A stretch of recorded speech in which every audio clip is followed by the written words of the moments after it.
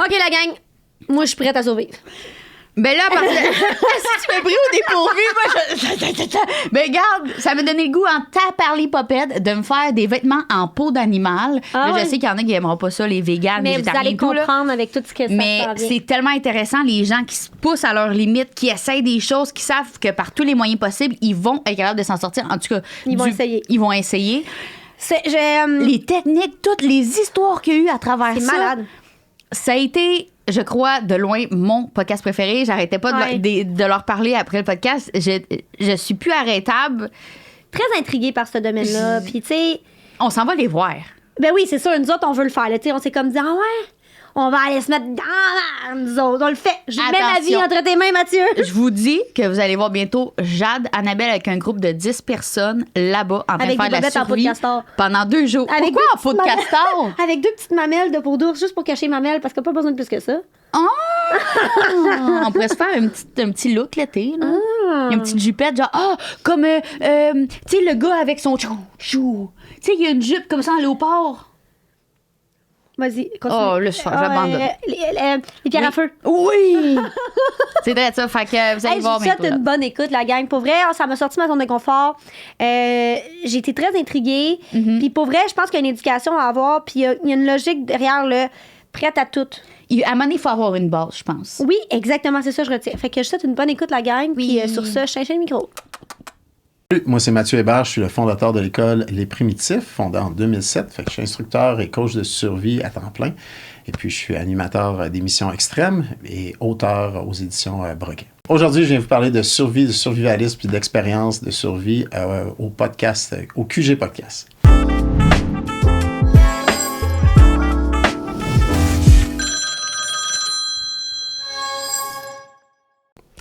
La gang, aujourd'hui, on reçoit Mathieu Hébert qui a fondé en 2007 Les Primitifs. C'est une école de vie et de survie. Quand je l'ai vu sur les réseaux sociaux, Là, t'es tombé en amour, là. Toi, En t'as- amour. elle capotait verrette. Elle a dit, raide. faut qu'on le reçoive. Puis, tu sais, moi, je suis comme, OK, let's Ouais. go. Puis, tu sais, j'étais allée m'informer plus hier, là, parce qu'on savait qu'on te recevait. Puis, j'étais comme, c'est malade ce qu'il fait. Puis, on a eu une petite discussion avec toi aussi à l'extérieur des bureaux. Puis là, j'étais comme, OK, là, ça m'allume, là, vraiment, là. C'est ça. Fait que salut, Mathieu. Salut, J'espère que ça va bien. ça va très bien. Même si on se l'est dit tantôt, nous autres, c'est tout le temps encore une deuxième fois pour Ouais. être sûr que tu vas bien. C'est tout le temps ça. Là, Mathieu, moi, dans le fond, je voulais vraiment qu'on commence de ton enfance. Ouais. Qui est Mathieu? Est-ce que Mathieu, il avait déjà des envies d'aimer des choses de survie? Avais-tu déjà un instinct un petit peu plus différent des autres? Mais je Genre? pense que oui. Tu sais, il faut comprendre que j'ai pas été élevé par des parents qui maîtrisaient la forêt ou qui étaient chasseurs, par exemple, ou trappeurs. J'étais en banlieue de Québec, à l'ancienne Lorette. Puis mon père aimait beaucoup la pêche, mais il était pas à l'aise avec la forêt.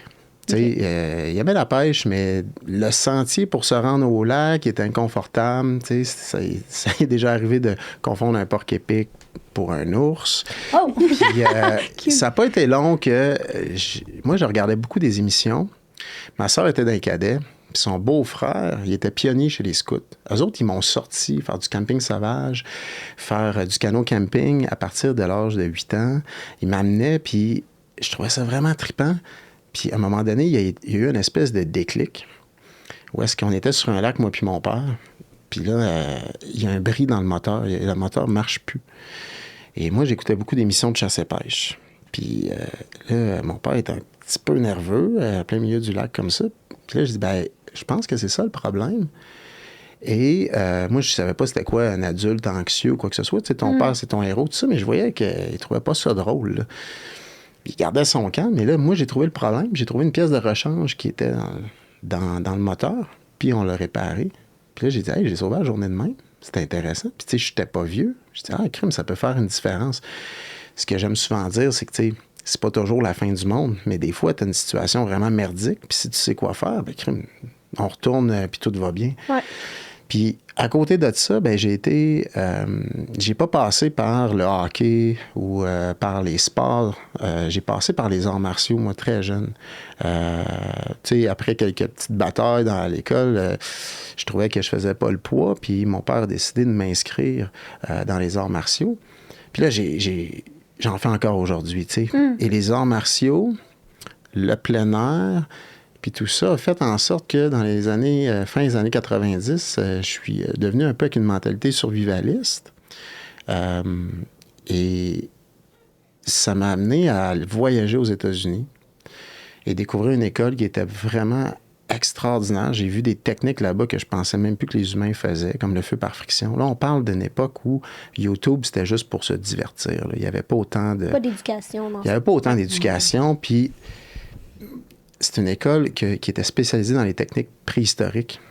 Et là, au lieu d'accumuler plein de patentes en cas de bris de normalité, ou au lieu de payer super cher de l'équipement technique pour faire du plein air, ben, tu utilisais les technologies des ancêtres.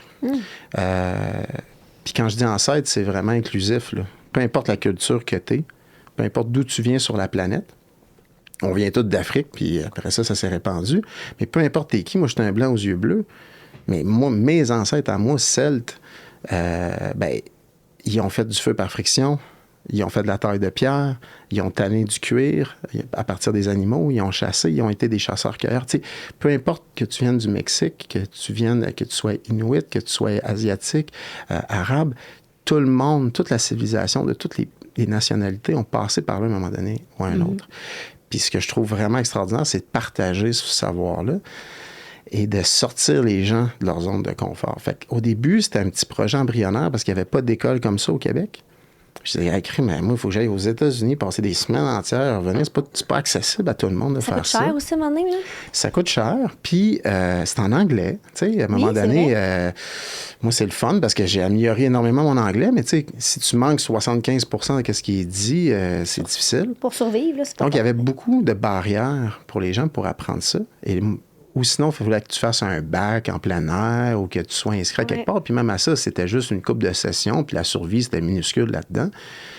Là, j'ai dit, ben, on va partir de quoi entre amis? Puis à un moment donné, c'est tellement devenu grand que j'ai changé de carrière. Puis là, ben, je fais ça à temps plein. C'était quoi ta carrière avant ça? J'étais en finance. Ah, wow! Okay. Oui, j'étais en finance avec des gens qui étaient... C'était comme des amis pour moi, puis des mentors. Okay. Puis on avait vraiment du fun. C'était trippant, 12 ans. J'ai vraiment aimé ça. Puis j'ai pas quitté parce que j'aimais plus la finance, mais là, à un moment donné, j'aimais encore plus la mission de créer quelque chose de nouveau. Je trouvais ça vraiment stimulant. Puis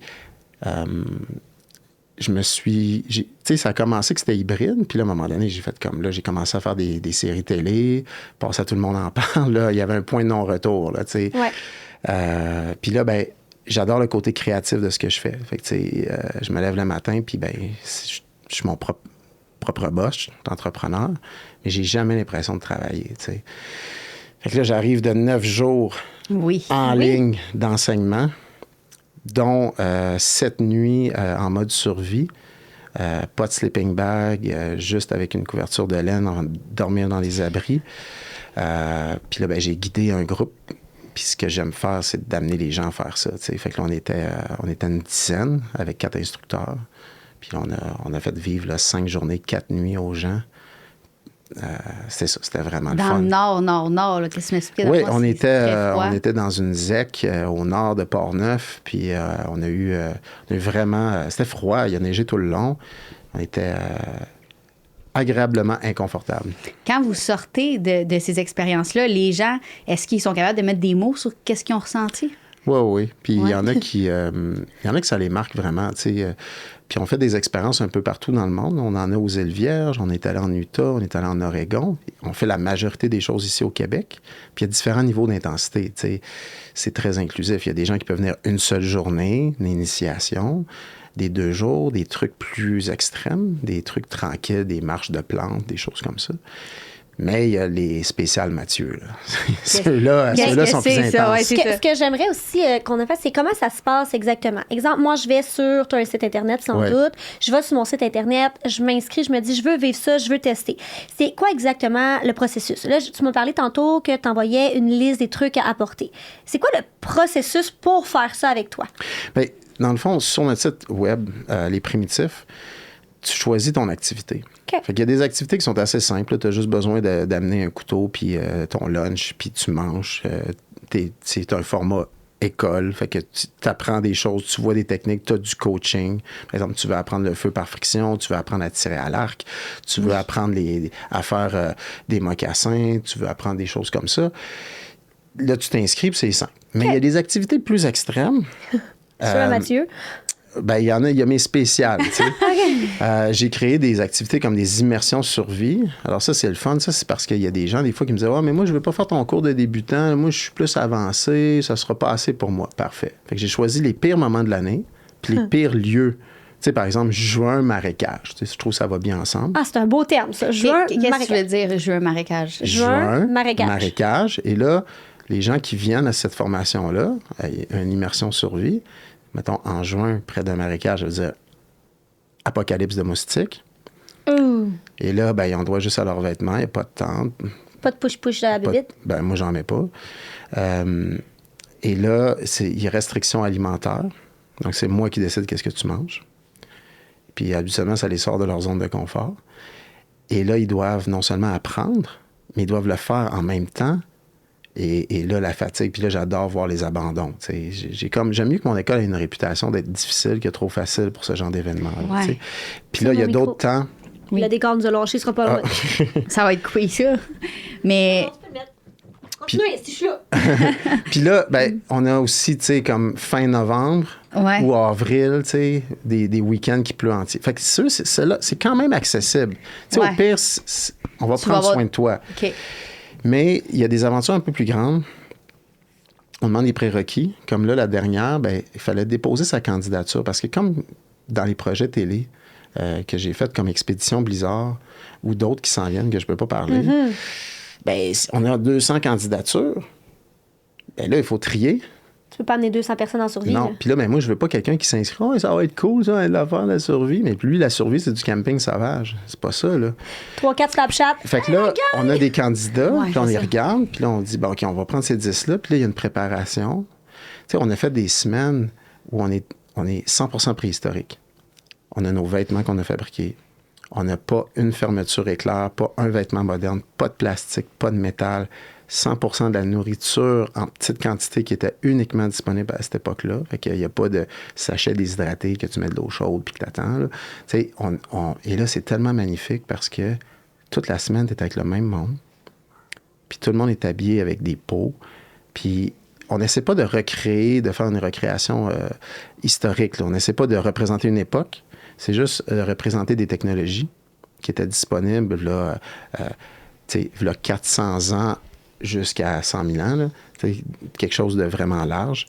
Puis les gens font ça à leur façon. T'sais, si tu veux, tu peux te faire un hoodie, si tu veux, mais en peau. Tu n'es pas obligé d'avoir un style particulier.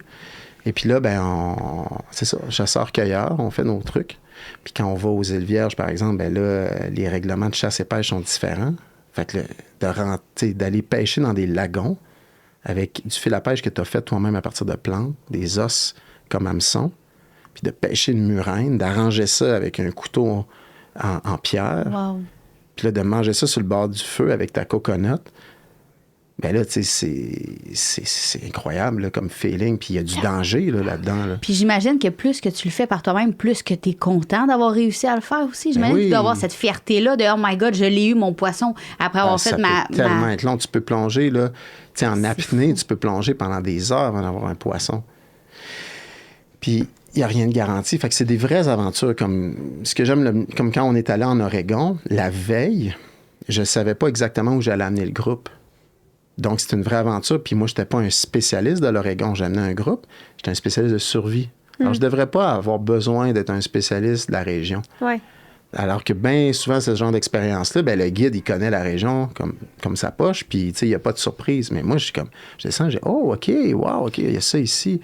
Tu sais, c'est un défi pour toi aussi à ce moment-là. C'est ça que j'aime. C'est ça qui est cool. C'est plus juste genre je monte à un groupe, c'est moi aussi je me dépasse à chaque fois. J'ai un groupe sous mes épaules, je dois leader un groupe, puis moi aussi je suis dans un instinct de survie de je sais pas ce que je m'en vais, c'est hot là. Imagine quand j'ai été en Utah, j'ai passé à peu près 3 mois en tout là, en 3 ans en Utah me former.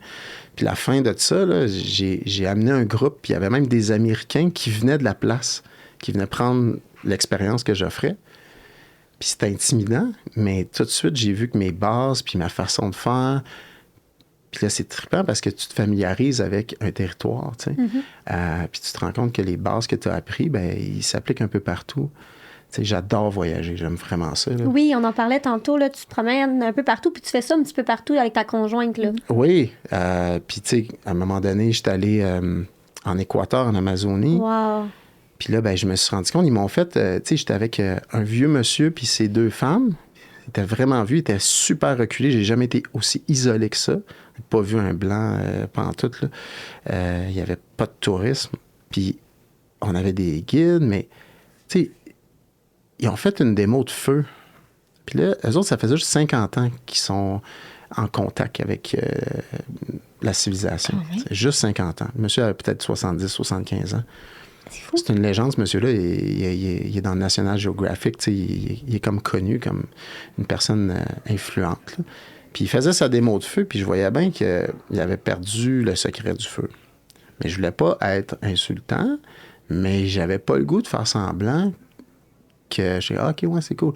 Fait qu'on a commencé par faire des paniers d'une autre tradition que la leur, mais avec le même matériel. Puis on fait comme, OK, les autres sont différents. Puis après ça, montrer une coupe d'affaires. Puis à un moment donné, il était plus relax. Puis j'ai dit, faites-vous du feu avec du bambou, vous autres, ici. J'ai dit ça au guide. Parce que les autres, ils parlaient vraiment pas espagnol. Ils parlaient pas anglais, pas espagnol, ils parlaient rien. Hein. C'est quoi leur langue, dis-tu? Non, je sais pas. C'est une langue qui est en train de disparaître. Ça, c'est triste, là, parce qu'il y a plein de peuples comme ça que leur langue disparaît. Mais le peuple, c'est les Waorani. Puis le guide dit, non, je les ai jamais vus faire. Fait que là, j'ai dit, OK, ben je vais pas lui montrer comment faire du... Tu sais, je vais pas l'insulter puis réussir avec sa technique à lui. Ouais. Je vais lui montrer. Mais je vais lui montrer une autre technique avec du matériel qu'il n'utilise pas. Puis là, on a fait du feu avec du bambou, le bambou qui poussait là. Là, ils ont capoté. Puis ils ont vraiment trippé. Puis là, le chef, là, il me regardait. Il y avait juste un œil. Il y avait un œil blanc, puis il me regardait dans l'autre, là. Puis là, tu sais, il se passait plein de choses, là, tu sais. Puis plus tard dans la semaine, j'ai trouvé une de ses lances qu'il avait perdue dans la jungle. Puis j'ai ramené. T'sais. Puis il était vraiment content. Lui, il voulait que je la ramène. Puis, non, ça rentre pas dans l'avion. C'est là. comme un cadeau. Okay. Oui, mais il m'en a donné une c'est petite que j'ai ramenée. Il était bien content. Là. Mais tu sais, c'était le fun parce qu'on n'a jamais compris ni un ni l'autre qu'est-ce que l'autre disait. Ouais. Mais c'est passé de quoi, tu sais. Vous parliez pas le même langage, mais à ce moment-là, vous saviez que vous vouliez vous dire la même chose juste en vous regardant par les méthodes de survie qu'un montrait à l'autre. Comme dans le temps, dans le fond, c'est comme, je suis pas capable de te parler, mais merci de m'avoir montré ça. Puis, ah, c'est fou, là. C'était le fun. Puis, c'est beau. Eux autres, j'avais bien du respect pour eux parce que ils pourraient vivre à leur âge dans une petite réserve qui avait à quelques kilomètres de là. Mais non. Ils vivent là. Ils défendaient leur territoire et tout. Ben, tu sais, leur mode de vie. Fait qu'il y avait leur petit singe domestique, tout ça. Puis, tu sais, il y avait une petite soupe de singe aussi, là. Tu sais, ils faisaient toutes leurs petites affaires. Mais puis c'est leurs petits-enfants puis leurs enfants qui venaient les visiter. Tu sais, ils ont décidé de pas... Ils voulaient pas vivre autrement. Puis je trouvais ça vraiment beau. Puis l'Amazonie, ça m'intimidait. Mais finalement, passer du temps là avec du monde, des guides, j'ai fini... La dernière journée, je marchais nu-pied. Ah ouais? Ouais. Puis j'étais comme, wow, c'est pas si différent que ça, les règles de survie qu'ailleurs, tu sais. Est-ce qu'en Amazonie, c'est là qu'il y a vraiment, mettons, des gros serpents? Oui, il y a beaucoup de patentes. Okay. Ça bouge. Ouais, c'est ça, je m'en allais dire. C'est comme, il y a beaucoup d'affaires venimeux là-dedans. Là. Oui, mais il faut pas oublier une affaire. Il y a un truc intéressant que j'ai jamais eu l'occasion de parler avec personne. Fait que je vais vous en parler. Oui, on part. Tu sais, il y a un truc que je trouve, n'importe quel pays se vante d'avoir des affaires dangereuses. L'Australie a gagné. Il y a du tourisme de la peur. Oui. Puis, on fait beaucoup de tourisme de...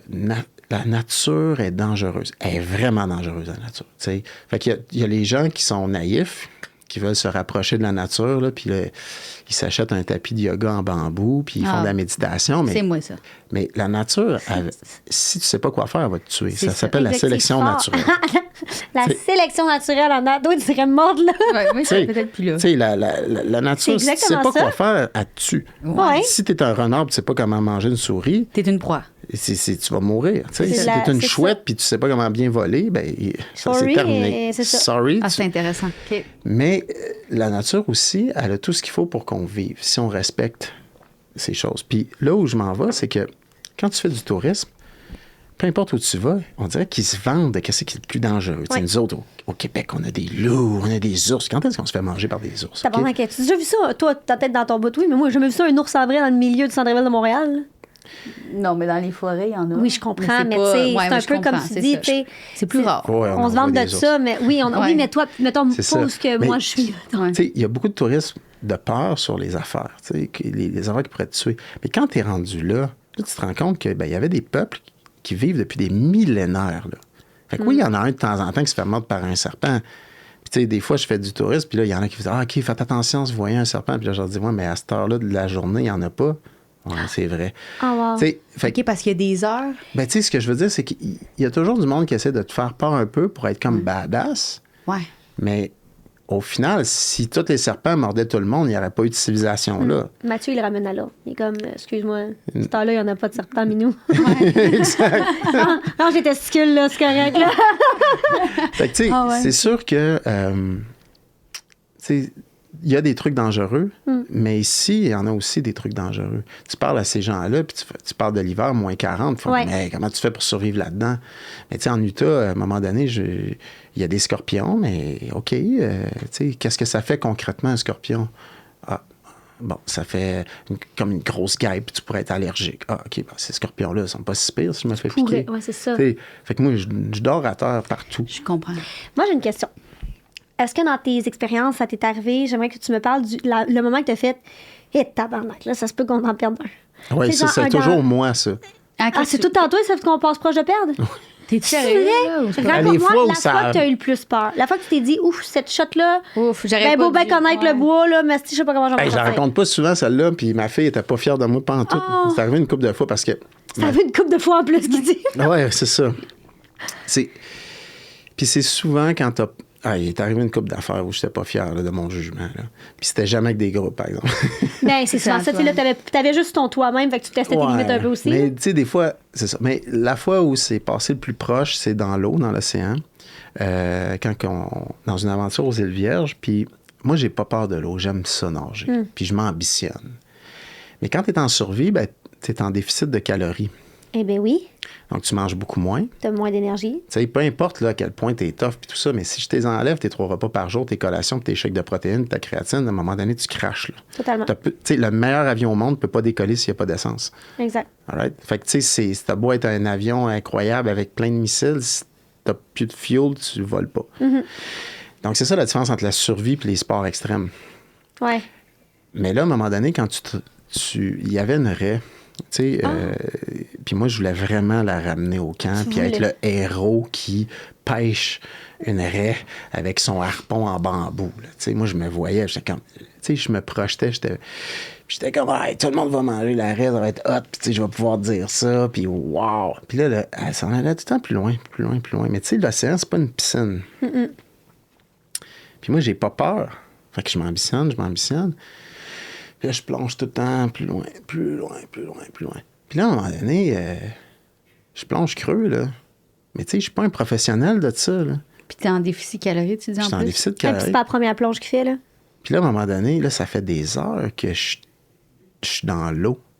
Puis la notion du temps, puis mes amis, puis ma fille sont sur le bord de l'eau, puis ils me voient plus depuis longtemps. Moi, je les vois plus depuis Et longtemps. là. tabarnak, t'es rendu loin, là. Ouais. Oh, boy. Tu sais, j'ai décalé de la zone de la plage, puis c'est pas des belles plages, c'est des plages de récifs. Il n'y a pas un touriste, C'est là. ça. Il n'y a pas de lifeguard, il n'y a pas d'hôtel. Tu sais, c'est paradisiaque. C'est comme, mais paradisiaque à la Skull Island là, de King Kong. Là, tu sais. Ouais, je comprends. Et là, à un moment donné, je fais comme, ah, là, j'y vais. Puis là, je fais comme, OK, ben là, il faut que je remonte. Puis là, je regarde en haut, puis c'est peine trop haut. Oh non, Eh, bye là, tu m'en parles, on dirait que j'ai la misère à respirer. Puis là, je nage. Puis là, je fais comme... Là, je suis en train de combattre le réflexe De respirer. de respirer. Pour pas avaler. Puis là, je viens de comprendre comment le monde se noie. là. Ouais. Tu sais, je veux dire, on le sait tous comment le monde se noie, mais là, j'ai comme... Concrètement, tu l'as vécu. Hey, le là. réflexe, il est fort, là. Puis là, j'ai comme... Calme-toi, tu vas y arriver. Puis là, j'étais en train de penser, hey, il faudrait pas que je meure là. Ma fille a 5 ans sur la plage avec mes amis. Puis tu sais, ça faisait tellement longtemps que j'étais parti que, bon, ça faisait déjà un bout que ma fille a broyé. Parce que là, mon ben chum oui. m'a dit... Là, mes amis essayaient de le consoler, mais ils me voient plus depuis super longtemps. Puis là, à un moment Même donné, eux, ils savent plus ce qui se passe, ils ont hein. plus d'arguments, là, tu sais. Fait que... j'arrive, puis là, je vois l'eau, puis je... Ouah! Puis là, une vague me claque. Mais tu sais, c'est pas la vague qui casse, là, c'est les grosses vagues avant qui cassent. Ouais. Puis là, tu sais, puis ça m'a pris un 15-20 à reprendre mon souffle, mon énergie. Puis là, je n'ai pour longtemps, là. Ah, Moi non non. plus, je les vois plus. C'est quoi Fait que là, je nage, je prends mon temps. Je nage, puis là, finalement, je reviens. Puis là, t'as mon chum qui fait comme « See, I told you it was okay. » Puis il me regarde, il fait Ah, comme « mon tabarnak. You fuck off. C'est sûr, man. Puis tu sais, cette fois, tu sais, je vais pas en compter plein d'autres fois, mais c'est en général tout le temps une espèce de... Puis quand on regarde en recherche et sauvetage, c'est le monde qui se met dans le trouble le plus, c'est les gens qui ont de l'expérience, Ben oui. qui sont préparés, puis qu'à un moment donné, ben, le danger a fait moins peur, tu sais. Puis ça m'est arrivé une autre fois, un autre problème que j'ai eu, un mauvais jugement là, d'aller dans l'océan, puis que j'ai rushé, ça m'a pris quelqu'un. J'ai crié pour que quelqu'un vienne m'aider, parce que c'est ça, j'avais vraiment des problèmes, puis, tu sais, l'océan, ça va vite, là. Tu sais, être à la plage, toucher au fond, c'est une chose. Être avec une gang de scuba divers, c'est le fun, c'est beau. Mais quand ça se met à mal aller, puis que personne t'entend, wow, t'as pas...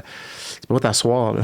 T'as rien de tangible, là. Qu'est-ce qui te fait plus peur entre la terre et la mer? Mettons, je te donne un bateau, je te dis survie sur la mer ou survie sur la terre. Bon, les plus longues histoires de survie sont souvent sur l'eau. Si tu as un bateau, là, si tu as quelque chose, là, même si tu as des petites choses de base, il y a des histoires très longues de gens qui dérivent pendant 3 mois puis qui survivent. Par contre, je suis vraiment très à l'aise sur la terre. Fait qu'il y a... Ce qui serait le plus austère, c'est d'être dans l'eau parce que c'est vraiment... Tu peux pas bien améliorer ton sort. Tu peux pas te faire un meilleur campement. Ouais. Tu peux pas diversifier ta situation, là, tu peux pas bouger. Fait que c'est sûr que c'est bien austère. T'es tout seul. T'en fais-tu de ça, de la survie sur l'eau? Oui, on en a fait. Puis on a des projets qui ont attrait à ça. J'aime vraiment beaucoup l'océan. J'aime vraiment beaucoup la voile, les bateaux, puis tout ça. On fait des survies côtières. Okay. Des fois, ça implique un scénario où on fait comme si on était naufragé. C'est toujours le fun. Un groupe, j'avais bien gros surpris. Là, ils s'en venaient dans un spécial Mathieu. Là. Ah, puis là, ils s'entendaient être sur la terre, eux autres. Puis là, on est arrivé sur une île, puis je leur ai dit, on prend pas de veste de sauvetage, on se fait des flottes de fortune avec des bouts de corde, des morceaux de bois. Puis là, ils ont passé 45 minutes dans l'eau à 12 degrés, à flotter puis à essayer de se maintenir. Puis après 45 minutes, on a nagé jusqu'au bord de l'eau. C'était à cette île, ça. Hey. Puis j'étais arrivé sur le bord de l'eau, puis je dis aux gens, OK, faites des jumping jacks. Puis ils n'étaient même pas capables, tellement les muscles étaient crampés. Ah, C'est sûr. froid. Puis j'ai passé la nuit parce que là, j'étais en vêtements normaux, des mauvais vêtements, j'étais pas en costume de bain. Là. Puis la nuit, il faisait super froid. Fait que, tu sais, on avait des nuits à peu près à 6 degrés, avec des jeans mouillés, des cotons ouatés mouillés, des choses comme ça. Passer toute la nuit, là, nu à sécher mes affaires, puis à me garder le feu, ça, j'allais dire, à mettre des petites roches chaudes entre mes cuisses, genre juste pour pas tomber en hypothermie. Vraiment misérable, tu Toi, sais. t'as du plaisir à faire ça, là. Ouais. Ouais, c'est ça. Je suis comme, tu sais, Mais fallait que je me c'est mette des roches chaudes pour pas mourir d'hypothermie. Mais est-ce que j'ai du plaisir? Ouais, mais qu'est-ce qu'il aime probablement, c'est les situations analytiques probablement que tu dois capoter sur les résolutions, dans le fond. Parce que je vois beaucoup de monde qui enseigne la survie, Ouais. puis qui n'en ont jamais fait. Je comprends. Ils en ont fait une fois ou deux, puis c'était vraiment tellement préparé qu'il n'y avait aucune surprise. Moi, j'aime ça. Quand je parle de quelque chose, je l'ai déjà fait quand j'avais faim, quand j'avais froid, quand il y avait des moustiques, quand j'étais pas sûr. J'aime ça, le pratiquer. Tu sais, puis, tu sais, c'est pas... des fois, j'ai pas le goût d'enseigner aux gens des affaires que... tu sais, j'ai jamais fait de... La survie, c'est pas « Ah, j'ai fait de la survie en fin de semaine ». Non. Quelqu'un qui est vraiment en survie, il sait pas qu'il va s'en sortir. C'est ça qui est... Ouais. Moi, j'ai jamais fait ça. Je me suis toujours entraîné. J'ai beaucoup de respect pour les gens qui ont des vraies situations puis qui n'ont aucune idée s'ils vont s'en sortir. Là. Exact. Puis qui, des fois, ils perdent des morceaux, des fois, ils perdent un être cher. Eux autres, ces gens-là, moi, j'en ai interviewé du monde, j'en ai rencontré des gens, puis tu sais, c'était pas un jeu. C'était de la vraie survie, là. Mais, fait que c'est comme s'entraîner pour des sports de combat. Puis quand tu fais des sports de combat, il y a un arbitre, il y a des règles. Ça reste très difficile. Mais c'est pas une agression dans la rue. C'est pas comme si tu te battais dans le milieu d'une ruelle. Est-ce que tu penses qu'on est meilleur quand on le sait qu'on est vraiment en instinct de survie, qu'on sait pas si on va revenir, ou quand que tu penses qu'on est dans un système d'apprentissage?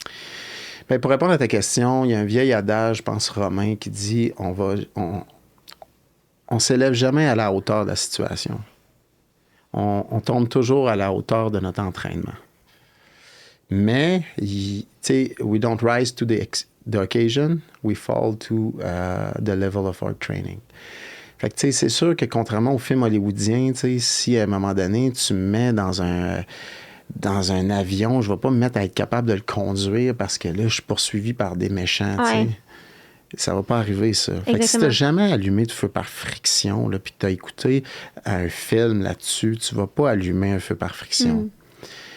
Mais par contre, il y a des gens qui ont fait des choses extraordinaires, mais là, c'était vraiment leur mentalité, puis l'endurance, puis de pas avoir le choix. Mais il y a beaucoup de monde qui abandonne. Ouais. Parce qu'à un moment donné, quand t'as faim, t'as soif, t'as peur, tu sais, à un moment donné, t'arrêtes d'être combatif. T'sais. Si tu vois que t'as comme le système animal qui embarque. Oui, mais parfois, puis dans la recherche et sauvetage, c'est un classique, parfois, ils embarquent, mais c'est pas bon qu'ils embarquent. Non, c'est ça. Savez-vous que, tu sais, il y a bien des gens qui sont perdus en forêt, puis qu'on retrouve, et ils se sont dévêtis énormément, puis c'est pas logique. Et là, ils vont souffrir d'hypothermie plus tard. Et c'est souvent à cause d'hallucinations auditives ou de panique, où là, ils pensent qu'ils entendent quelque chose, ils pensent qu'ils voient un chalet, puis là, ils courent, puis là, ils ont chaud, ils enlèvent leurs choses, puis ils se départissent des éléments les plus importants. On a vu des chasseurs se départir de leur gun, se départir de leur sac alors qu'il y avait encore de la bouffe. Puis tu parles que c'est à cause des hallucinations. Bien, en partie, puis d'un instinct de dire de panique. Donc, tu sais, pour que quelque chose soit instinctif dans un sport, il faut que tu l'aies pratiqué beaucoup. Mais si tu étais quelqu'un qui a jamais pratiqué la survie, il faut pas que tu penses que tu vas te connecter à Néandertal, puis que là, tu vas allumer là, sur tes ancêtres de 50 000 ans. Là, et ça se peut que tu fasses juste mourir aussi. Là. Ben, exactement. Mais, là, je vais revenir encore sur les hallucinations parce que ça, si je ne me trompe pas, c'est après un certain nombre de jours sans manger ni boire. Ça se exact. peut-tu? Okay. Ça, je peux t'en parler. Ben, j'en ai fait vraiment des intenses. Puis j'ai vu des gens faire Expédition Blizzard là, après la nuit qui ont dormi sur le lac à moins 50, sur le lac Winnipeg. Là. Il y a une femme à s'élever, puis elle était comme « Ah, wow, c'est tellement beau! Là. Il y a des centaines de bernaches là-bas. » Puis on est comme « Il n'y a pas de bernaches. Hey, arrêtez de me niaiser, ils sont juste là. » Et là, on est en plein jour, puis elle hallucine complètement. Puis là, ça nous a pris 15 minutes. Là, il dit « Il n'y en a pas, là. » Elle a halluciné les bernaches. Ouais. Puis, elle pouvait halluciner n'importe quoi, elle a halluciné les bernaches. Il y a un exercice de survie. Tu sais, il y a un entraînement de survie que j'ai fait là, ça durait 6 jours, 6 nuits. Puis là-dessus, j'ai dormi 1h30. C'est ça qu'on disait, hein, c'est fini, là, les problèmes de sommeil. C'est dangereux, justement, ouais. pour faire ça. Et là, à un moment donné, il y a quelqu'un qui dit il dit, Matt, on est vraiment perdu. Peux-tu nous ramener à notre point qu'il faut aller? C'était comme un exercice tactique un peu. Là. Il y avait des ennemis. Je fais comme, dude, ça fait 30 minutes que je regarde des Inukchuk de 3 étages de haut qui dansent autour de moi. C'est quoi, c'est des Inukchuk? C'est comme des grosses statues là, inuits. Ouais, OK. Puis j'ai dit, là, il y a des... C'est ça, c'est comme des grosses formes là, totémiques là, qui dansent fluo autour de moi. Hey, puis, ça, c'est moche, pareil. Oui, en fait, je peux t'expliquer pourquoi que le cerveau fait ça, parce qu'il y a une raison, parce que j'ai recherché, j'ai comme, hey, c'est fort, là. Parce que puis 2-3 jours plus tard, moi et mon ami, on hallucinait exactement la même affaire. Je dis, hey, faudrait pas que tu vois ce que je vois, là, parce qu'on est entouré de vaisseliers antiques. Puis j'étais en forêt, là. Puis lui aussi. Puis il dit, man, est-ce que tu parles de ce vaisselier-là? Tu sais, genre, avec la vaisselle blanches, puis des motifs dessus. Je dis, ouais. Puis là, on approche notre main, puis là, ça devient des feuilles, tu sais.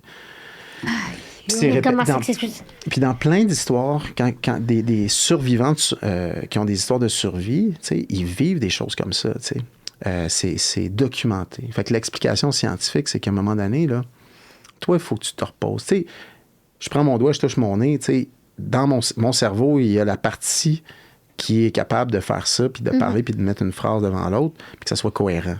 Cette portion-là, il faut qu'elle prenne un break à un moment donné. Fait que dans ce temps-là, ben, on va dormir, cette portion prend un break. Là, soyez pas trop exigeants avec moi, là, je banalise tout ça, là, je vulgarise tout ça. Mais la partie créatrice, autrement dit, le chef d'orchestre, là, il va se reposer. Puis là, l'orchestre fait n'importe quoi, blablabla, bla, bou, bou, bou. Puis là, ça vient Frank Zappa dans ta tête, tu rêves à n'importe quoi. Tu sais, des fois, tu te réveilles. Ouais, donc c'est un mix de la réalité, de, tu sais, ça change, puis tout ça. Mais là, si tu dors pas, si t'es pas assez gentil avec toi-même pour dormir, à un moment donné, ton chef d'orchestre va dire, hey, sais-tu quoi, là? Moi, je m'en vais en pause. Là, c'est le zoo qui prend le contrôle. Puis là, c'est là que tu te mets à avoir plein d'affaires parce qu'il faut que cette portion-là se repose à un moment donné. Mais toi, tu es assez consciente, tu es assez, je veux dire, t'en fais régulièrement, tu sais à ce moment-là que c'est une hallucination. Mais il y a des gens qui comme. Mais moi, la fille, elle pensait vraiment que c'était des petites bernaches, là. Oui, mais quand ça t'arrive, là. Ça te prend 2 minutes de comprendre. Ça prend 2 minutes de comprendre, puis c'est vraiment puissant. Tu sais, j'ai déjà approché dans la forêt la nuit un chalet avec 2 voitures en parlant avec quelqu'un. Puis on voyait le même chalet, la fenêtre, la voiture, puis on approche, puis à un moment donné, c'est des arbres. Comment c'est possible? Mais est-ce que ça peut arriver de paniquer sur le coup quand quelqu'un dit, mettons, non, c'est une hallucination? Bien, j'imagine, oui, tu sais, Okay. mais là, nous, étant donné que c'est un contexte d'entraînement puis qu'on a quand même beaucoup d'expérience, on est vraiment juste partis à rire, on fait ça un power nap, là, genre, maintenant? Parce que là, tu sais, c'est... Moi, ça serait mon genre. Mettons, je dis, je vois quelque chose, puis quelqu'un me dit, hey, non, c'est pas vrai, je serais genre, de quoi tu parles? J'aurais tout de suite, comme, je serais tout de suite anxieuse. Moi, ma question, c'est comment c'est possible que les 2 personnes avec 2 cerveaux différents, 2 chefs d'orchestre différents, au moment sans se dire, probablement qu'il la même affaire. J'imagine qu'il doit avoir des formes semblables. Exact. Puis, OK. tu sais, des fois, je fais des entrevues, mettons, quand il y a un fugitif là, qui est perdu dans la forêt puis qui s'est poussé dans la forêt. Tu fais ça? Bien, je fais des entrevues parce que j'ai quand même une expertise en pistage, puis en recherche et sauvetage, puis je donne de la formation là-dedans. J'avais vu pour la SQ également. Ouais, c'est ça. Okay. Puis... Et les journalistes disent, ouais, mais là, lui, il est entraîné. Puis ça, je dis, ah, mais là, ça fait tant de jours. Puis là, il commence à halluciner. Sa santé mentale, là, elle se dégrade encore plus vite que sa santé physique. Puis là, ça vient jouer sur son... Tu sais, on fait pas des meilleures choses quand on est dans cet état-là. On commence pas à devenir meilleur. Donc, c'est un gros facteur, là. Donc, tu sais, c'est des réalités qu'on parle pas beaucoup. Puis que quelqu'un qui fait juste, mettons, du bushcraft, là, de la survie cool, là, qui est tout à fait correct, là, de faire un petit abri la fin de semaine avec son bacon, puis de faire une photo pour Instagram, puis de... C'est bien chill. On est bon là-dessus, nous autres, la photo Instagram. C'est bien chill, tu sais, mais... Mais ça vaut rien. Mais c'est pas de la vraie pas que ça vaut rien, c'est juste pas le même... C'est pas le même état. Il faut juste comprendre que si t'es en survie pour vrai... Ça t'aura pas aidé. Cet entraînement-là est bon, mais t'es pas dans le même état que quelqu'un qui a vraiment peur de jamais revoir ses proches ou qui vient de perdre quelqu'un ou qui est vraiment, tu sais, il y en a eu des histoires récemment, puis tu sais, les gens, ils ont fait des choses extraordinaires, des choses que j'ai pas faites. Tu sais, moi, je vais jamais aborder la nature de façon arrogante, là. Peu importe le niveau d'expérience. C'est ça que tu avais dit dans une de tes vidéos, hein? Si tu n'as pas le contrôle de la nature, la nature prendra le contrôle. C'est une affaire comme ça? Exact. C'est que plus j'ai d'expérience, plus je le vois à quel point notre vie, elle tient un fil. T'sais. Ben oui. Tu fais une erreur, puis ça se dégrade. Là, mais moi, je fais plus ça parce que j'ai peur de me perdre ou quoi que ce soit. Je fais ça vraiment parce que je trippe, j'aime ça. T'sais. Puis t'aimes l'éduquer, l'enseigner aux gens. C'est ce que j'aime le plus. Là. Ma question, c'est quand tu pars en survie, Mathieu, là, en genre, là, ça, c'est... Est-ce que les services de police sont avisés de où est-ce que tu t'en vas? Est-ce qu'il y a une certaine sécurité? Oh non, j'ai pas besoin d'avertir les services de police. C'est lui la sécurité. Non, je comprends, mais tu sais... Mais il y a une sécurité par-dessus une sécurité. Fait exactement, c'est ça. On planifie. Il faut pas que les gens, premièrement, n'ont pas le droit de se mettre eux-mêmes en situation de survie. Oui, exactement. Donc, si tu arrives puis tu te dis, moi, je vais me mettre en situation de survie, puis là, je vais braconner, par exemple. Les gens, je vais attraper des animaux, je vais les manger. T'as pas le droit. Si les gardes-chasse arrivent, tu dis, ben là, crime, t'as-tu un permis pour ça? C'est pas le temps de l'année pour ça. T'es un braconnier. Exactement. T'as pas le droit de volontairement te mettre en situation de survie. Donc, tu as le droit de faire des entraînements. Ouais. Puis là, nous, on crée, on va dans des lieux où on crée des façons de s'entraîner qui sont réalistes, mais qui brisent pas des règlements. Exactement. Puis on a du personnel médical avec nous autres dans notre équipe. On a une pompière, première répondante, qui est toujours avec nous autres. On a des façons d'évacuer les gens, des façons de communiquer satellite. OK, parfait. Ça, je me ça fait demandais. 17 ans que je fais ça. Puis, Oui. tu sais, j'ai amené mes enfants. Ma fille, elle avait 8 ans. Elle a monté le mont Cerro Chiripo au Costa Rica, 3820 mètres à 8 ans, avec son petit sac à dos. Puis on n'avait pas de guide. C'est pas super difficile à monter pour des adultes, mais j'étais tout seul avec, dans un pays que je parlais pas la langue. Puis elle avait déjà assez d'expérience, puis elle s'est jamais plainte une seule fois. Tu sais, mais j'avais tout un protocole si moi, il m'arrivait quelque chose. Exactement, parce que là... Tu sais, il y avait tout un protocole, puis on avait tout fait un briefing, puis déjà à 8 ans, ils sont tellement capables d'être responsables et de comprendre les situations, mais ça se bâtit avec une vraie confiance. Depuis l'âge de 5 ans, on faisait des expéditions ensemble, des petites mini-expéditions, puis de dormir à -20. Puis tu sais, il y a une confiance entre l'enfant puis toi. C'est ça, je capote. Il faut absolument que je t'amène mes enfants. Il faut absolument, j'aimerais ça aussi, embarquer avec mes enfants là-dedans. Ma question, c'est ta fille aujourd'hui, elle a quel âge? Là, elle a 21 ans. Puis est-ce qu'elle fait encore des choses comme ça avec toi? Est-ce que ça en est... Est-ce que pour elle, elle a fait comme gars, moi je l'ai fait avec mon père, continue ta passion, moi je décroche papa? Ben, ou encore une fois de temps en temps, elle dit OK, on le fait écoute, super. elle a 2 passions. Je l'ai aussi mis sur un cheval quand elle avait 5 ans. Ah, OK, c'est ça. les Tu as créé 2 besoins.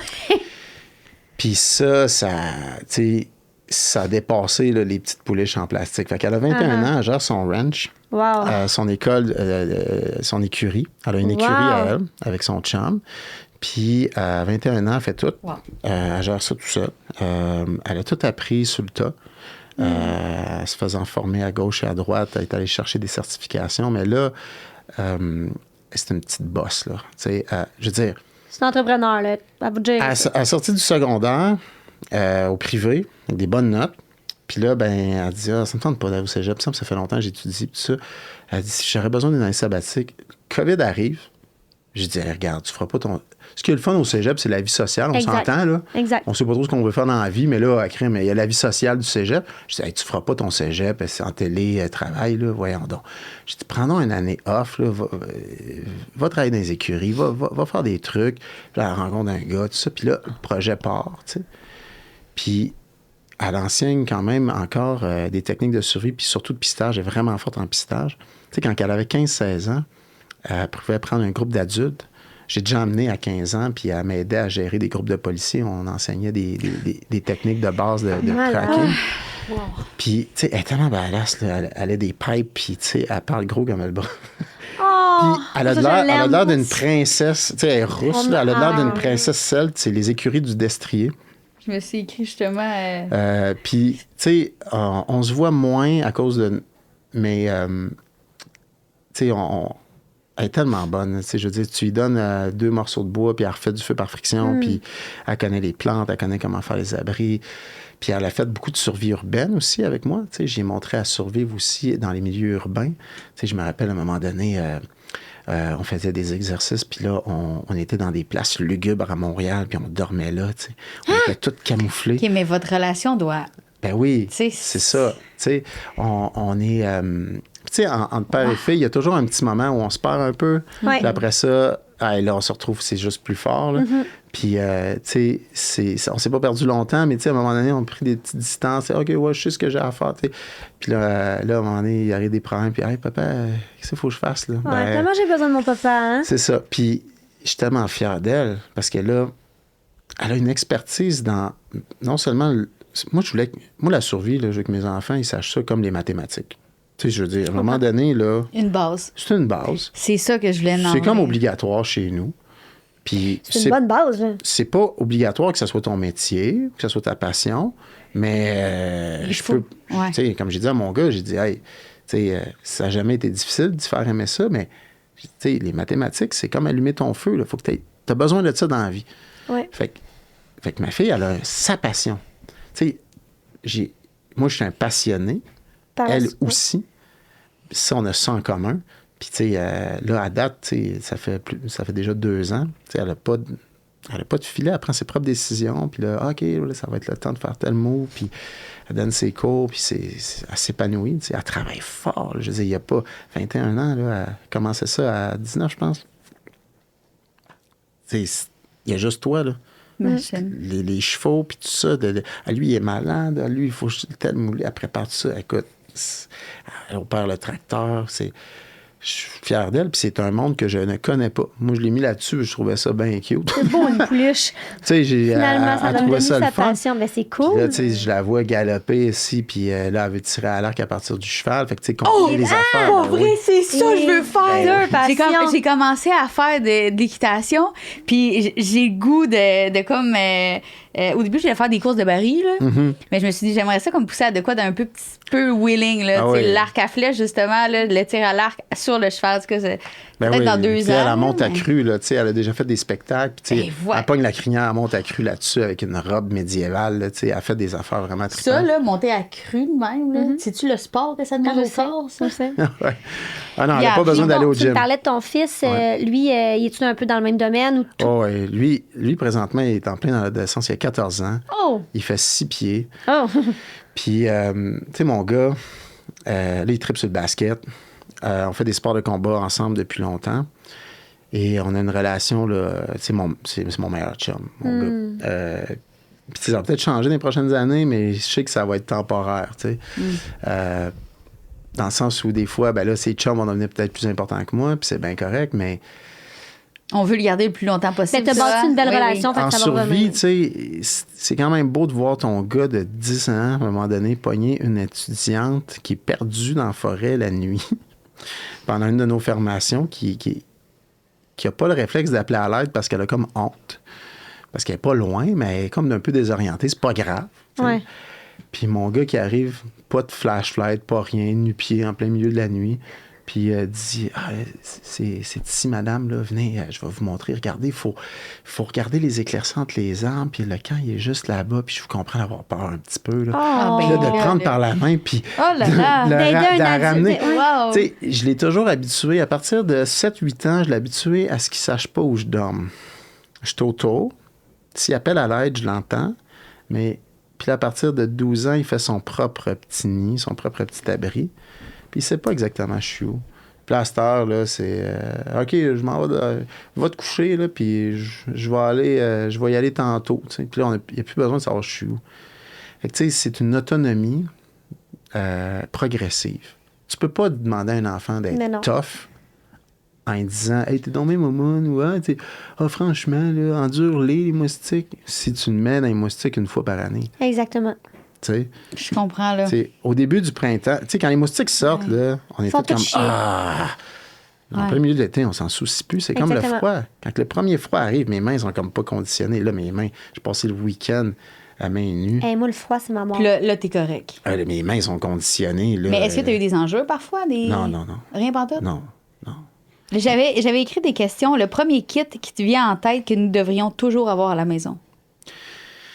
Qu'il arrive quoi que ce soit. Panne d'électricité, verglas puissant, apocalypse. T'sais. Pour la maison, là, ce que vous avez de besoin, c'est dépendamment d'où est-ce que vous êtes, c'est avoir soit une réserve d'eau ou quelque chose pour filtrer de l'eau. Parce que si on manque d'électricité, la plupart des systèmes pour avoir accès à de l'eau sont reliés à de l'eau. Puis l'eau qui va être à l'extérieur devra souvent être purifiée. T'es correct avec ta Brita. OK?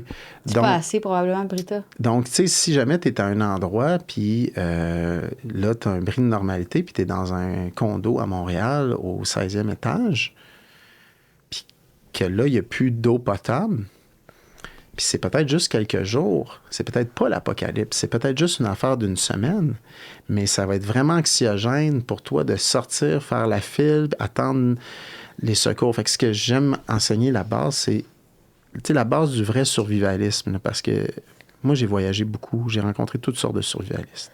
Puis un survivaliste, c'est pas une opinion politique. C'est juste quelqu'un qui va un peu plus loin dans sa survie. Tu sais, quelqu'un qui a des REER, qui prend des assurances, qui attache sa ceinture de sécurité, ben c'est un survivaliste. Il veut survivre à un accident d'auto, il veut survivre à sa retraite. Ouais. Nous, on pousse juste ça un petit peu Ouais, plus mais on loin. dirait que je vois moins ça comme un super-héros. C'est Ouais, bizarre, hein? Je comprends, mais tu sais, Ouais. Tu vas être content d'avoir mis des rires au lieu Oui, de l'eau je dans ton- sais. Non, non, Mais oui. si on revient à ta question, Ouais. ben, il faut juste que tu regardes c'est quoi ton risque. Puis, tu sais, bon, si c'est l'apocalypse, on ne survivra pas de toute façon. Fait que si il y a une bombe nucléaire qui tombe sur Montréal, on va Terminado. tous mourir. Mais s'il y a un problème, puis que la société, la protection civile n'a pas prévu ça, a de la misère à gérer la situation, ce qui est le fun, c'est que les survivalistes ne vont pas alourdir le système s'ils sont autonomes. Puis ils vont peut-être même pouvoir aider leurs proches. Fait que si toi, tu as un mois de réserve de bouffe, puis que tu as une façon d'avoir de l'eau, une façon d'évacuer tes besoins. Parce que si tu es au 16e étage, puis que les toilettes ne marchent plus, ben là, tu fais quoi? C'est quoi ta solution? Je les lance par la fenêtre. Puis Ça peut être une solution. j'ai déjà pensé, moi, à me faire mettre un 12 roues dans la terre avec. C'est vrai, tu m'en as parlé de ça. Même. Ouais. Puis est-ce que tu trouves ça intelligent ou tu trouves pas ça intelligent? On a déjà fait un bunker pour l'émission Les Derniers Humains avec notre partenaire ULM Québec. On a fait un bunker sous la terre. OK. C'est très populaire aux États-Unis, ça. Ouais. De faire des bunkers, puis soit mettre de la nourriture ou faire un espace sécuritaire. Tu sais, il arrive une guerre, peu Ouais. importe, au moins tu le sais que tu es capable d'aller te cacher, tu as des canages, C'est populaire. Puis au Québec, ben, ce qu'il faut savoir, c'est que si tu mets un conteneur, un 12 roues, c'est qu'avec le gel et dégel, les parois sur le côté, il faut que tu les renforcisses. Puis au final, nous, la conclusion auquel on est venu, c'est que c'est des méthodes vraiment intéressantes pour le sud-ouest américain. Mais nous, avec le gel et dégel, c'est quasiment mieux de faire, si tu veux un bunker, de faire de quoi 100% béton à la base. Comme il y en va- a encore qui ont ça, des vieilles maisons. Ça va probablement coûter le même prix que de renforcer puis de faire un bricolage avec quelque chose qui existe déjà. OK. Ça va probablement être moins de trouble. Mais il y en a un, on peut même le louer, le style Airbnb. Puis il y a 8 personnes qui peuvent rentrer là-dedans. On a rendu ça le fun, là. C'est pas un bunker officiel. Mais c'est vraiment trippant, tu sais, parce que il y a plus de monde qu'on pense qui font ça. Puis des fois, les gens font dire, hey, faut-tu être coucou pour faire ça? Mais moi, C'est un coup d'avance. Mais moi, je les relance. Tous les milliardaires du monde Ah non? ont des choses comme ça. Tous les dirigeants de pays ont des choses comme ça en cas de problème. Pensez pas que les propriétaires de Google vont être pris au dépourvu s'il arrive un problème. Là. Ils font leur propre électricité. Toujours un coup d'avance. Fait que si les gens les plus intelligents sur la Terre font ça, puis que le gouvernement, tranquillement, pas vite, se rend compte qu'en temps de crise, c'est lourd à gérer, puis qu'ils disent aux gens, ben préparez-vous donc des réserves de bouffe. Ils ont commencé à m'en parler, si je ne me trompe C'est pas. ça. Fait que pour répondre à ta question, il y a un kit simple à avoir du savon. OK. OK. Du savon, en manquer, là, c'est important pour l'hygiène. Ouais. Fait qu'il y a des savons de base, là, pas besoin de dépenser cher, mais juste du savon. OK. De l'eau de javel. OK.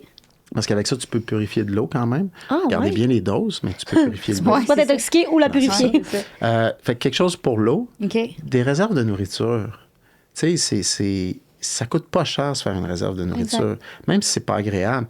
Tu sais, si tu achètes 30 ramen, ben, tu peux vivre 30 jours. Si tu coupes en deux, tu peux faire 60.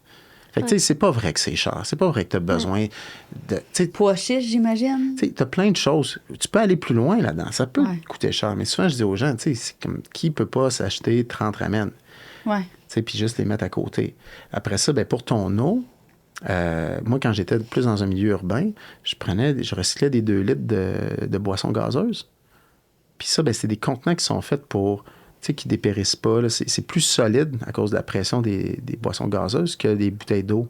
Bouteilles d'eau, on dirait qu'il y avait 2 fois. Là, Hey, c'est donc bien un bon truc, ça. Fait que là, tu mets ton eau là-dedans, Ouais. puis tu mets de la bonne eau là-dedans. Tu gardes ça au noir. Puis tu mets la date.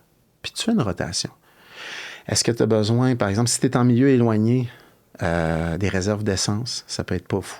C'est parce qu'à un moment donné, si la station-service proche de toi, ben là, c'est le chaos, puis il y a des fils et des fils, puis toi, il faut que tu quittes la région. Ben, tu prends ton bidon d'essence, puis tu t'en vas. ouais. Tu n'as pas besoin de faire la file. Moi, à un moment donné, j'ai vécu quelque chose de spécial. Tu sais, on parle de bris de normalité ici, mais des fois, ça t'arrive en voyage. Carte de crédit, tu conseilles-tu de l'argent? Mais regarde, à un moment donné, là, j'étais en Équateur, Puis là, il y a un bris de normalité important. C'est presque... Tu sais, je reçois un texto à un moment donné, puis il y a un des guides qui... On n'a même pas fait affaire avec. On a failli faire affaire avec. Il y a un guide qui dit « Hey, préparez-vous, là, il va peut-être avoir un coup d'État. » Ah, cool. Fait que là, je fais comme, bah, OK. Là, je commence à checker le buzz sur les médias alternatifs. Puis là, à un moment donné, il y a un matin, on se réveille, puis toutes les routes de toutes les villes, tout le réseau routier de toutes les villes est bloqué. C'est plus possible de voyager par voiture ou par autobus entre tous les villages puis les villes. Les Autochtones de la place ont décidé de barrer tout pour faire de la pression sur le gouvernement, pour faire tomber le gouvernement. Et là, ça ne dure pas une journée. Là. C'est 2 semaines. Il n'y a plus d'argent dans les guichets automatiques. Il n'y a plus possibilité de voyager entre les villes. Puis, il y a des barrages. Puis là, le monde essaye de marcher, genre 13 km, se rendre au barrage. Puis là, ben, dépendamment de qui c'est, ben, il ne laisse pas passer ou laisse passer. Fait que là, moi, j'avais fait beaucoup de formations pour des situations comme ça. Puis, j'avais tout dans mon sac à dos, mon petit sac à dos que j'ai amené ici. Puis, j'étais comme, ah, OK, ben, c'est un bris de normalité. Bon, on va faire ça. Là, on est en sécurité dans cette ville-là. On a bien tombé parce qu'on est dans une ville super sécure. Mais tu sais, il y avait des couvre-feux. Là, je sortais de la pandémie, puis je me ramasse dans un bris de normalité avec des couvre-feux. Pas moyen de voyager entre les villes. Là, mais là, tu sais, nous, on peut pas passer inaperçu là-bas. Là. C'est clair qu'on n'a pas de la place. Là. Qu'ils savent. Là. Et puis là, ben, des fois, en ingénierie sociale, avec un peu d'expérience, tu arrives, puis là, à un moment donné, il y avait des Français, puis tu sais, ils attendaient au gros soleil, puis ils savaient pas à quelle heure qu'ils pourraient passer, puis tout ça. Puis moi, bourré de confiance, avec un look vraiment de bum, là, tu sais, j'avais un mohawk, puis j'avais vraiment un look de bum. J'arrive, puis je vais juste me présenter, tu sais, puis il y a des masques, là, tu sais, puis là, on revenait de la jungle. On avait la fameuse lance du chef. Puis là, ils ont vu cette lance-là, puis eux autres, il y en avait toutes, c'était tout leur emblème. Puis je leur ai montré des manifestations au Québec.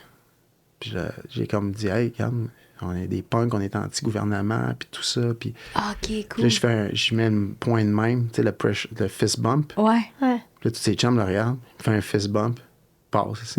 Les autres étaient comme, what the fuck, tu sais, c'est les bums qui passent. Mais des fois, un look de bum, dans certaines situations, va t'aider plus. T'aider avec les rebelles, ben oui. C'est ça. Ben oui. Puis, on a parlé plus tard un couple de Français, puis les autres, ils ont essayé de les payer. Oublie Puis, ça. À cause de ça, ça les a tellement fâchés. Ils ont dit, on fait pas ça pour l'argent. Ils ont laissé poireauter des heures et des heures de plus. Fait que, des fois, c'est la lecture, mais moi, je savais que... Voilà, c'est ça, m'avait dit, essayer de saisir. C'est ça, puis ça a fini qu'il a fallu qu'à un moment donné, il y avait un point chaud, puis il y avait des policiers, des militaires, là, ça brûlait des pneus, ça brassait. Puis à un moment donné, au loin dans une foule, j'ai vu un gars qui attendait de même à côté d'un pick-up. Là, j'ai fait 2 personnes, j'ai fait ça, j'ai fait par là, puis j'ai fait comme... Là, je me suis faufilé, embarqué dans le pick-up, assis... pour m'amener à un autre point. Tu sais, c'était comme dans un film, là, les pneus brûlaient, puis là, tu sais, ça... Toi, tu devais capoter. Tu devais triper raide. Je trouvais ça bien cool. C'est sûr. Mais, fait qu'un bris de normalité, ça peut arriver en voyage. Ça peut arriver partout. C'est le temps de notre commanditaire Dermanescence. Oui, aujourd'hui, Mélanie est avec nous pour nous parler de la technologie du micro-needling qui, soit dit en passant, je vais avoir recours bientôt parce que, ben oui, moi, j'ai pris 90 livres 2 fois avec ma grossesse. Fait que j'ai des vergetures. Je les aime, je les apprécie, mais il y en a 2 en particulier qui me gosse vraiment fortement. Alors, Mélanie, parle-nous de ça, le micro-needling. C'est quoi? Mais en fait, le micro-needling pour aiguille en français, donc micro-aiguillage en français.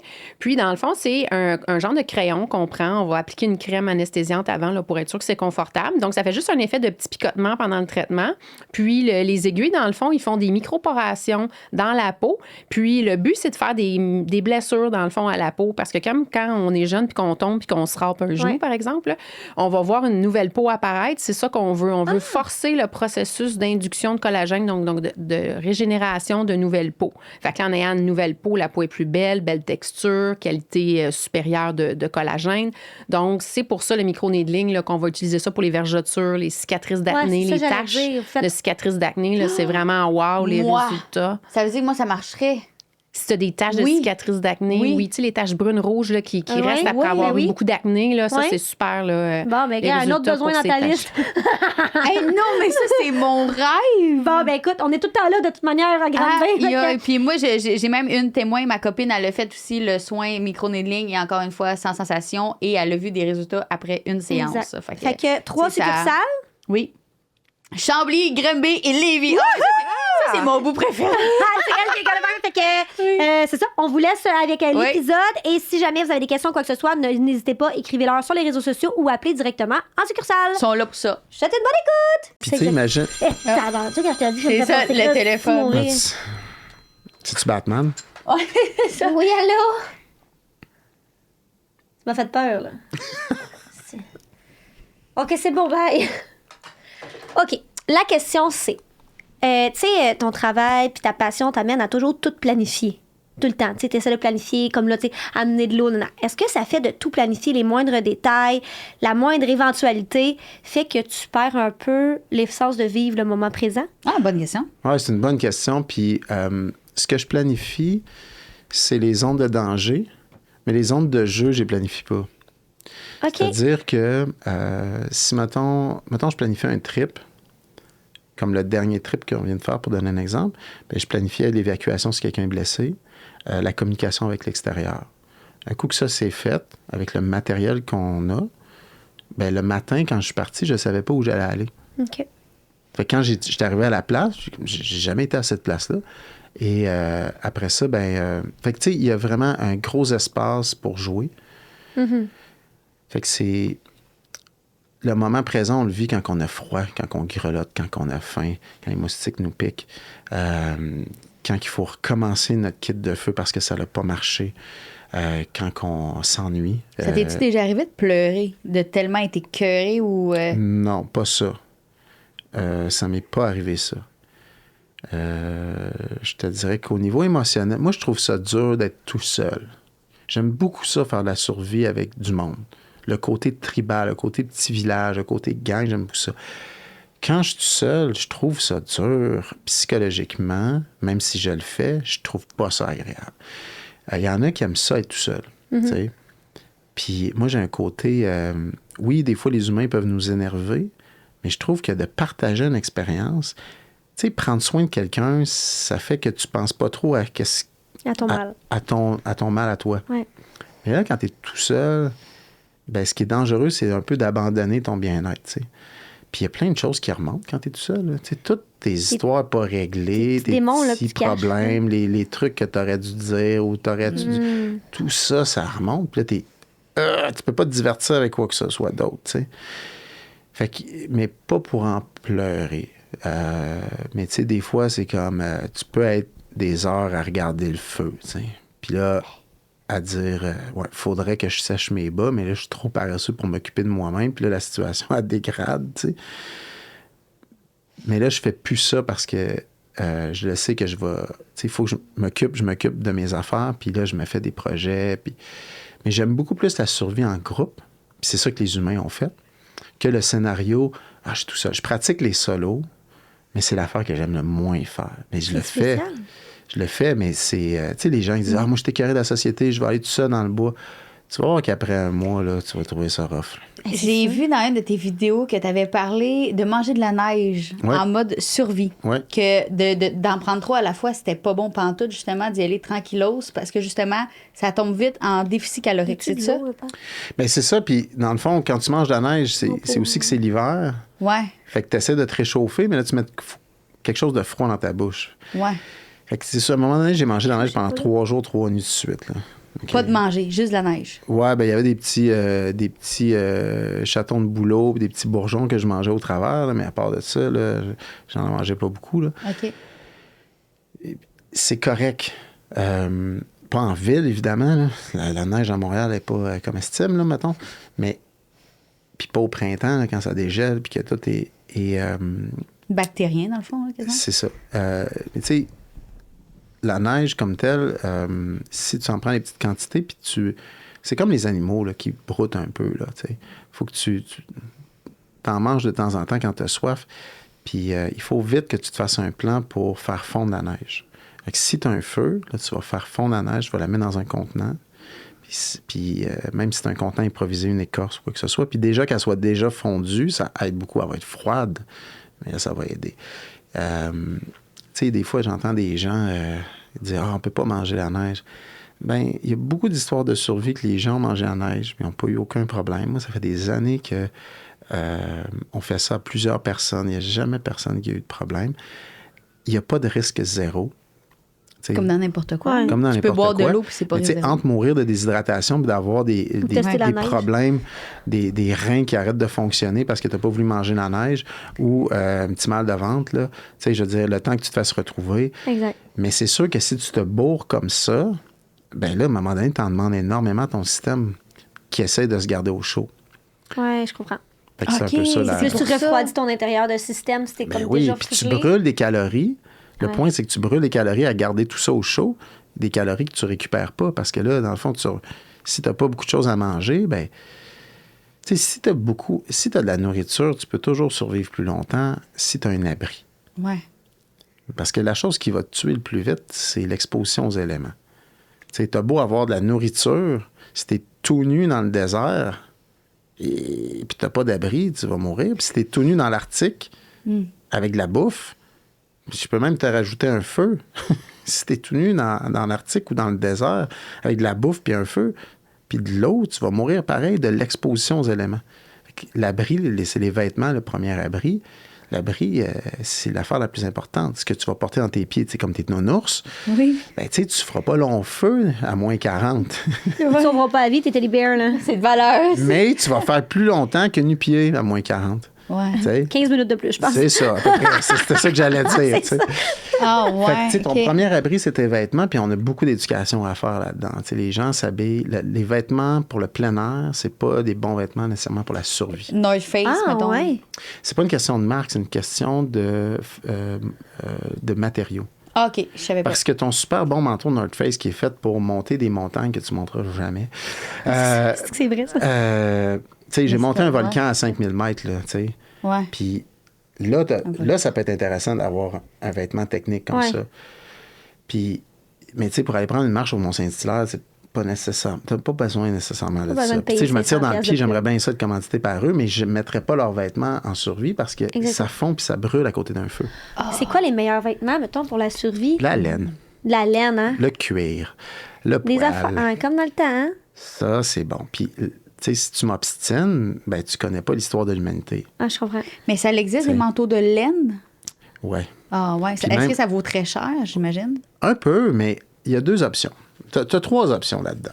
OK? Parce que quand on parle de prix, là, premièrement, ici à Montréal, il y a une excellente compagnie, Mountain Boreal Anorak, qui fait des anoraks à la main, en laine. C'est un passionné qui fait ça. C'est un monsieur à la retraite, c'est un chasseur. On va les noter puis on va les identifier. Ouais. Moi, je dans suis, notre- tu sais, je suis ambassadeur pour eux autres. Puis c'est sûr que ça peut te coûter 500 $ avoir un anorak en laine. Sauf que c'est de la bombe, là. C'est fait sur mesure, c'est fait ici à Montréal. Puis c'est hyper solide. Tu peux aussi t'acheter une couverture de laine, puis coudre ton anorak. Tu peux aussi, ce que la plupart de mes amis font, puis moi aussi, ce que je faisais avant d'être commandité, c'était tout simplement d'aller dans des friperies, puis d'acheter les vêtements de laine que tout le monde se débarrasse. Parce que, puis si tu as un bon manteau North Face, par exemple, avec un bon duvet, il est bon le manteau. Le problème, c'est qu'il est vulnérable au feu. Si tu es pour dormir à côté d'un feu, là, tu mets ton vieux manteau quétaine de laine par-dessus, ça vient le ton protéger. Face. Ah, ouais, ben oui, ben oui. Mais pour avoir vu des gens, des centaines et des centaines de personnes, tu sais, dans un groupe de 50 personnes, s'il y en a un qui dort pas, j'y demande comment il est habillé, puis en dessous, il a mis des sous-couches. Il faut comprendre que les vêtements de plein air, c'est souvent du plastique. Le plastique, ça conduit le froid. Oh. Ouais. Fait que, tu sais, Fait que c'est pas bon de mettre des c'est- sous-couches. c'est bon de mettre des sous-couches, mais pas de plastique.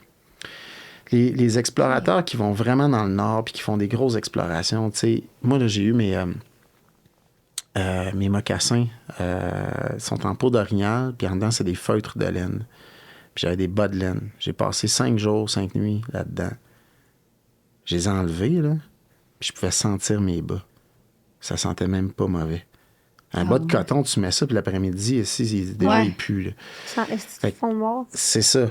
Donc, puis je pouvais réchauffer mon pied près du feu, alors que les autres, il fallait qu'ils sortent les feutres, puis là, pas les approcher trop proches parce qu'ils sont en synthétique. Puis là, après ça, la botte qui fond parce que la personne est endormie. Je me suis déjà réveillé avec... Tu sais, parce que j'essaie les manteaux modernes aussi, là. Puis je me suis déjà réveillé avec le bras en feu. Tu sais, j'étais tellement fatigué, brûlé, je m'endors à côté de mon feu, puis je sais pas, mon bras, il a bougé dans la flamme. Je me réveille, puis tu sais, le manteau, il fond comme ça, là. Il n'y a pas d'arbre à manteau, là. Si tu brûles ton manteau, tes bottes, là... Dans la merde. Oui, t'es dans la merde Rien solide. d'autre, là. Là, ça peut être grave. Là. Moi, c'est de l'entraînement. J'ai un backup. Là, je veux dire, je me laisserai pas mourir. La dernière chose que je veux, c'est Mathieu Hébert, prof de survie, mort. En survie. N'a pas survécu à sa survie. C'est comme, j'aimerais mieux pas mourir de même. Tu sais. Oui. Dans le fond, tout ce que tu dis, dans le fond, c'est que tout ce que nos ancêtres ont fait, c'était quand même les bonnes réponses. Ben, Les bons choix, en fait. c'est... Tu sais, pour résumer, là, moi, je suis pas contre la modernité. J'adore la science, j'adore le monde moderne. Je trouve qu'on vit à une époque Les extraordinaire. réseaux, est-ce que t'aimes ça? Ben oui, j'aime ça, les réseaux Ça, sociaux. t'es pas comme un extrémiste d'un bord. Prends tout. J'utilise mon cellulaire, je peux arriver ici à cheval, tu sais. J'ai pas de prétention, j'ai pas de message autre qu'enseigner la survie. Fait que je suis pas un gourou de nutrition X ou de... T'es en train de te partir une sec, là. Pas en tout. Puis j'haïs les secs. Mais il y a une chose, par exemple, tu sais, qu'à un moment donné, je tournais pour les derniers humains. Puis on était tous, justement, comme dans une semaine préhistorique. On était avec juste des affaires anciennes, juste des technologies anciennes. Puis on était super bien. Puis à un moment donné, le caméraman, après 3 jours, il nous filme, puis il revient, tu sais, il vient nous voir. Fait comme, wow. Il dit, wow, c'est donc bien beau de vous voir dans votre cuir avec la poterie, les paniers, puis tout ça, puis la nourriture, le fumage de poisson. C'est donc bien bon. Il dit, on se croirait comme à l'époque. Et là, je le regarde, puis j'ai dit, t'es-tu sûr que c'est pas le futur? Là, il me regarde, puis il dit, il y a eu un knock-out philosophique, là. Il dit, là, je comprends qu'est-ce que vous faites pour la première fois. Ça veut dire que si la modernité, pour X raison, arrive dans un cul-de-sac... Disparaît. Mais je trouve que la modernité est plus faible que... Si, à un moment donné, on a un problème, ben les technologies ancestrales vont encore marcher. Tu sais, si... Ils ont fait leur preuve. Il n'y a pas de bug avec ça. Il n'y a pas de bug avec ça. Oui. Puis, moi, j'ai pas de problème au progrès. Tu sais, le progrès, c'est cool. Faut pas le ralentir. Je t'envie, moi, à cause de la médecine moderne. Toute ma famille a été sauvée au moins une fois par la médecine moderne. Exact. Je suis très reconnaissant de ça. Je trouve ça le fun. Moi, j'ai hâte que mon char se conduise tout seul, que je puisse faire d'autres choses. J'aime ça. Mais je veux pas mourir pour des choses que mes ancêtres savaient. J'ai pas le goût de perdre mes racines. Fait que c'était un peu ça, mon message. Pour vrai, tu sais, on est sur le mot de la fin, puis tu sais, je me dis, faut-tu un mot de la fin, mais tu viens de te dire le meilleur mot de la fin pas possible. C'est exactement ça, la survie, je pense, si tu l'as dit, c'est d'aller avec la progression, la technologie, mais d'avoir une base. Fait que, qu'est-ce que tu conseilles à tous tes parents? Est-ce que tu conseilles à tout le monde d'avoir, tu sais, est-ce que dans ton monde idéal, tout le monde aurait une base de survie? Ben oui, venez faire des formations parents-enfants. Ah, il y a ça? Ben oui, on fait des week-ends parents-enfants. OK. Et c'est où qu'on peut te suivre, Mathieu? Ben sur les réseaux sociaux. Ton nom sur les réseaux sociaux, c'est les Primitifs. Les Primitifs. Mathieu Hébert, Les Primitifs. Facebook, Instagram. C'est ça. Puis, TikTok? Non, pas encore. Faudrait. Ah là, Mathieu, on va t'aider Les là-dessus. vidéos que tu ferais là-dessus, là, ça serait... Ouais. Ouais. C'est ça, c'est sûr. Ouais. Au fil du temps, j'ai même pas de contenu YouTube parce que je crois beaucoup au coaching personne à personne. Je comprends. Puis le défaut de YouTube avec la survie, c'est que le monde, il regarde puis ils pensent qu'ils savent. Mais tu n'apprends pas à boxer en regardant un boxeur. Il faut que tu viennes dans un gym, il faut que tu aies un coach, il faut que tu ailles dans le ring. Puis nous autres, notre ring, c'est Mère Nature. Wow, j'adore. Fait que... Ah, ça, c'était bon, ça. Sérieux, tu sais, on dirait qu'il pourrait m'écrire un livre de mots de la fin. T'es Là. en train d'écrire un livre, Ben, ça. j'en doute pas, pour vrai, Mathieu. Je te trouve tellement intéressant. Je trouve que J'aurais pu parler de ça toute la journée. J'en On ai a écrit d'autres un sujets là, justement qu'on pour voulait. les enfants, là, pour le pistage. C'est disponible chez Broquet avec ma collègue Geneviève Lavoie. C'est un livre sur le pistage d'animaux. J'étais tanné que les enfants aient juste des livres avec des animaux humanisés puis tout. Puis montrer les vraies affaires de la nature.